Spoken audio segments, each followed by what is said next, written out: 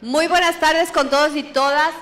Permítanme presentarme. Mi nombre es Ruth Custode, trabajo para la oficina regional de UNICEF en Panamá. Y en la tarde de hoy vamos a compartir con ustedes un producto elaborado por Plan y UNICEF, que es la guía Construyendo Bases Fuertes. Esta es una guía programática para la articulación del desarrollo de la primera infancia y la reducción de riesgos. Y les voy a contar brevemente el por qué nace esta guía y lo que se ha avanzado hasta el día de hoy. Si la bulla lo permite. Bueno, entonces, esta guía nace porque en los planes de acción humanitaria, en los planes de respuesta y en los planes de reducción de riesgo, el grupo de primera infancia, y que es entendido, ¿no?, desde el nacimiento hasta los niños de 8 años, y depende además también en cada país cómo se considera, no era tomado en cuenta, y las necesidades de este grupo específico muchas veces pasaban desapercibidas. Entonces, invisibilización de la primera infancia, tanto en la respuesta, pero también en los planes de gestión de riesgo en general. Estos planes estaban más enfocados cuando los había, y por el desarrollo del tema de educación, en lo que es la educación formal, en lo que es la educación básica. Entonces, empezamos hablando de niños desde primer grado hasta, sí, mejor. Ok, entonces estamos hablando de niños de edad escolar. Sin embargo, este grupo de niños que no están inmersos en el ambiente de la escuela muchas veces quedaban invisibles, y creo que eso fue muy evidente en las últimas emergencias, en la emergencia de Chile, en la emergencia de Haití, en emergencias en Perú, en Bolivia. Se pudo ver que ese grupo de edad muchas veces no estaba ni siquiera dentro de los sistemas de evaluación, peor aún en temas de preparación. Otra cosa, que el derecho a la educación en situaciones de desastres, el derecho a esos procesos de estimulación de participación, no pueden generarse solamente en el periodo de la escuela, sino que se tienen que tomar en cuenta esos periodos anteriores.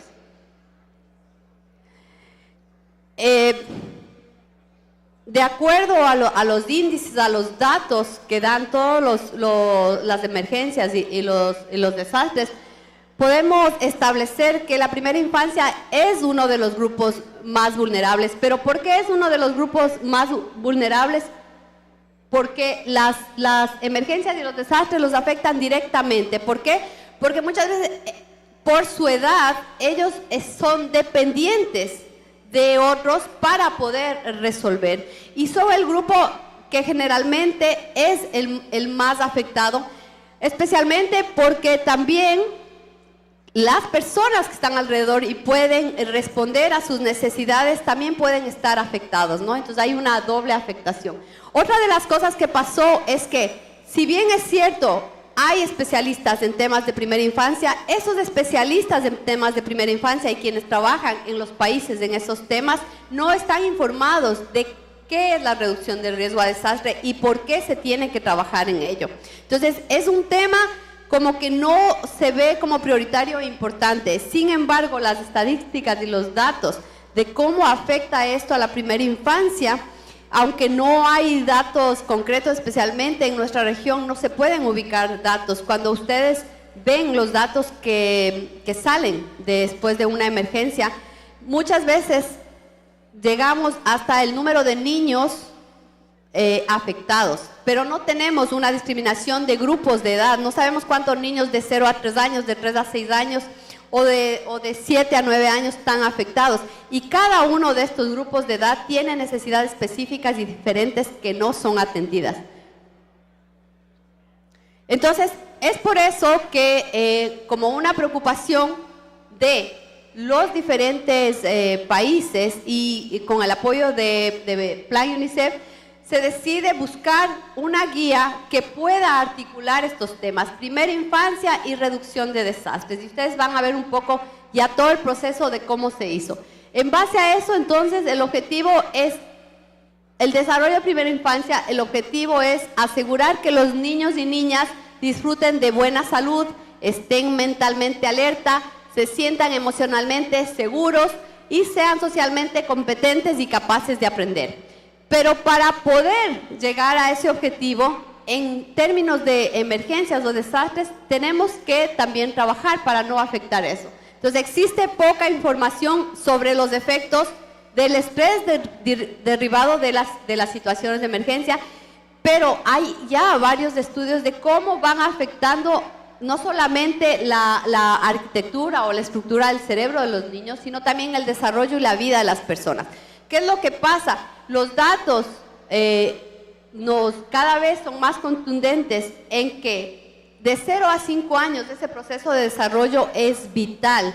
Y la primera infancia es vital porque es la que va a dar, ¿verdad?, los resultados de toda la vida. Entonces, las cosas que pasen en este periodo son vitales. Si en este periodo los niños son afectados, los niños no pueden desarrollarse, no son capaces de aprender, eso va a redundar durante el resto de sus vidas. Entonces, ¿qué pasa pero con la primera infancia en emergencias? Entonces, lo primero, en situaciones de emergencia, los niños de esas edades generalmente sufren una separación de sus cuidadores o de sus referentes adultos, que son los que les ayudan a satisfacer sus necesidades. Hay casos, ¿sí?, o están propensos a sufrir violencia sexual y a daños físicos o emocionales que obviamente redundarán en su proceso de desarrollo de por vida. En situaciones de emergencia y desastre, si este grupo no es considerado, pues obviamente la situación de desnutrición, enfermedades o accidentes es todavía más propensa. Uno de los datos importantes es que la mayoría de discapacidades se producen en este grupo de edad y se producen por accidentes en el hogar. Entonces, ¿por qué es tan importante tomar en cuenta eso? Obviamente, en situaciones de emergencia o desastre, se interrumpen muchas veces los programas de desarrollo de primera infancia. Y ahora más aún, en muchos de los países hay centros educativos integrados que también tienen niños de primera infancia. Si se interrumpe la educación en esos centros, también interrumpimos esos programas de desarrollo de primera infancia. No solamente los programas de estimulación, también los programas de alimentación, los programas de salud que se desarrollan en esos centros. Y al haber esta separación de la que hablamos, obviamente hay una pérdida o un deterioro de esos vínculos afectivos. Y esto es justamente lo que va a redundar después en todo su proceso, ¿no? En el proceso con sus familias y con sus comunidades. Como decíamos entonces, para el desarrollo de esta guía se tomó en cuenta eso, pero se tomó en cuenta también los diferentes ciclos dentro de esta etapa de la primera infancia. No es lo mismo las necesidades de un niño menor de 1 año o de un niño menor de 3 años que las necesidades, no solamente necesidades materiales, sino necesidades de desarrollo, necesidades de integración de un niño entre 3 y 6 o entre 7 y 8. Entonces, lo que buscamos es contribuir a mejorar las capacidades de abogacía. ¿Por qué abogacía? Porque es un tema del que no se habla, es un tema que tiene que salir, ¿sí? Tiene que haber respuestas. Entonces necesitamos mejorar la abogacía, la formulación, implementación y monitoreo del desarrollo de la primera infancia y reducción de riesgos. ¿A qué me refiero con esto? Muchas veces en los proyectos de preparativos no está incluido este grupo de edad. Entonces tenemos que mejorar esa formulación para que sea más integral. La implementación de esas acciones también de una forma discriminada por grupos de edad y de acuerdo a sus necesidades. Y también el monitoreo de las acciones. ¿Qué es lo que pasa? La respuesta que se da muchas veces después de un desastre, una emergencia en estos grupos, se reduce a dar, por ejemplo, suministros. Entonces, damos pañales o damos implementos de aseo o damos kits, pero o hacemos acciones de recreación, pero no hacemos un monitoreo de esas acciones. Entonces, no sabemos en muchos de los casos qué pasó después y cómo ese proceso, esas acciones redundan en los niños. Y bueno, ¿en qué nos basamos primeramente para la construcción de esta guía? Primero, en el enfoque de derechos. ¿Cuáles son los derechos de los niños, niñas en esas edades? ¿Sí?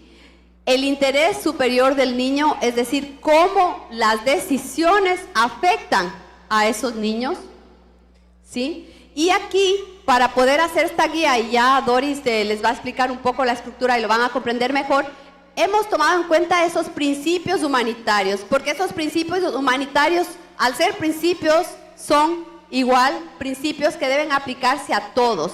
Entonces, justamente por eso, la estructura de esta guía pretende basarse en principios humanitarios, es decir, el respeto a los códigos de conducta, a los estándares de esfera, a los principios humanitarios, humanidad, neutralidad, imparcialidad, independencia, buscar en base a esas mismas estructuras que se han hecho para atender otros aspectos de la emergencia, tomarlos en cuenta en esto. El enfoque, el ciclo de vida, de lo que ya les he hablado, tiene que haber una serie de acciones específicas por subgrupo de edad. Y un modelo más holístico, más integral, ¿no? En que el niño es el centro, pero si el niño es el centro, el niño no está solo, el niño tiene una serie de esferas que están alrededor. Tiene su familia, tiene su comunidad.